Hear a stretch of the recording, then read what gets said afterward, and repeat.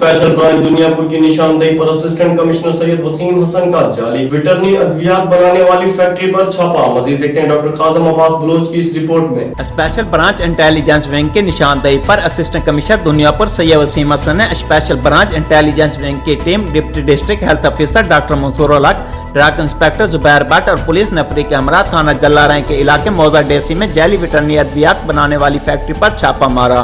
मुल्तान के रिहायशी मोहम्मद मुर्तजा ने सईद खान डेसी से मकान किराए पर लेकर फैक्ट्री बनाई हुई थी। फैक्ट्री में जैली वेटरनरी अद्वियात तैयार करके मुल्क भर में सप्लाई की जाती थी।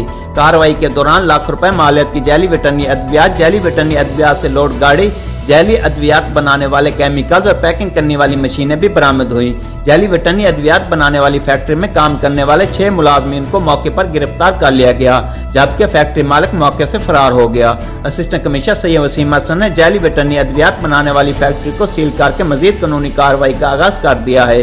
असिस्टेंट कमिश्नर सैयद वसीम हसन का इस मौके पर कहना था कि ये जैली वेटरनरी अद्वियात मुल्क भर में सप्लाई की जा रही थी और जल्द ही फैक्ट्री मालिक को भी गिरफ्तार कर लिया जाएगा।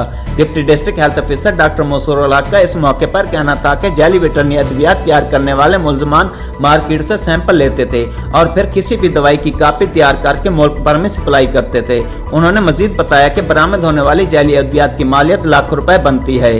कैमरा टीम के साथ doctor काजम Abbas Bloch, bureau chief, राज न्यूज़, लोधरा।